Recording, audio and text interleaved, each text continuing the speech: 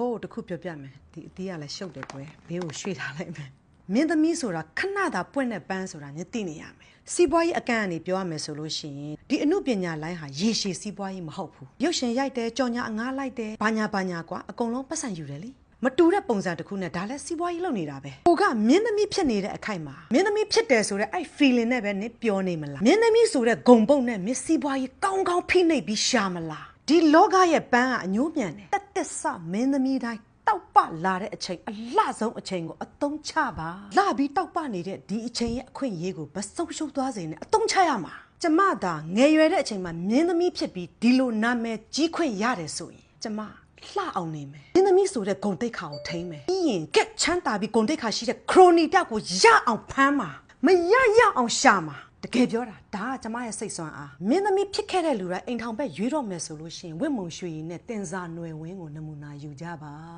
တို့နှစ်ယောက်အရန်တော်တယ်တွေ့လားဝင့်မုံရွှေရည်ပိုတောင်တော်သေးတယ်နာမည်မပြတ်အောင်ထိန်းပြီးတထေးတယောက်ကိုမိရအောင်ယူရတယ်မင်းသမီးဆိုတော့အမြဲတမ်းမတောက်ပနေဘူးလေတောက်ပခွင့်ရလာတဲ့အချိန်မှာအုံလာတဲ့ရင်တိုင်းကိုအလွယ်မလိုက်မိဖို့ကိုထိန်းနိုင်ရမယ်အညီရှိရရင်အုံတယ်လေမင်းသမီးလိုအညီဆိုပိုအောင်တာပေါ့တိတ်ကအရေးကြီးတာတိထားဖို့ကမင်းသမီးလုံနေတာထက်လင်ကောင်းရဖို့ပိုအရေးကြီးတယ်အဲ့တော့ဒီချိန်ကနော်ဖောကလူတိုင်းကိုသူရွေးနေမှာပဲရွေးပိုင်ခွင့်ရှိတယ်တစ်ဖက်ကမင်္ဂလာမဆောင်သေးဘူးဆိုရင်လူတိုင်းကိုသူကြိုက်လို့ရတယ်အဲ့တစ်ဖက်ကသူ့ကိုလာကြိုက်ရင်နော်သူ့ကိုလာကြိုက်တဲ့ကောင်ကကင်းတယ်မကင်းဘူးရေးသားရှိတယ်မရှိဘူးတစ္ဆာဖောက်တယ်မဖောက်ဘူးဒါနော်ဖောနဲ့မဆိုင်ဘူးအဲ့ကောင်နဲ့ဆိုင်တာကံမကောင်းတာလေးကဒီဗီဒီယိုကိုဘယ်သူတင်လိုက်တာလဲပေါ့တကယ်တော့ဒီဗီဒီယိုကဘာဆန်းလဲ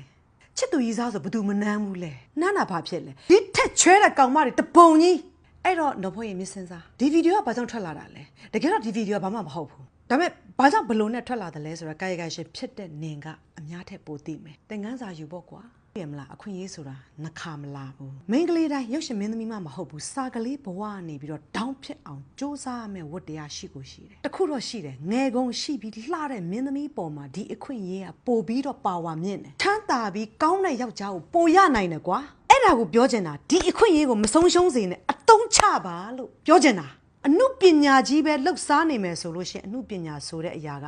တိုးလွယ်တယ်ပြက်အစင်ပြင်ခဏတတိကလိုက်ရင်တော့အကုန်ပြန်ကောင်းသွားနိုင်ပါတယ်သေးတယ်လေအမြင့်ကိုပဲပို့ပြီးတော့မော့ကြည့်တခုမြင်လာမယ်မော့ကြည့်မှမြင်နိုင်တဲ့အရာမို့လို့နေမော့မှမြင်မှာနော်ရုပ်ရှင်လောကကိုအများရဲ့အမြင်မှာအထင်သေးစရာကောင်းလာကြီးလားဆိုတဲ့ထင်မြင်ချက်တွေမဖြစ်ပေါ်လာအောင်မင်းသမီးမင်းသားများအားလုံးကထိမ့်သိမ်းရမှာ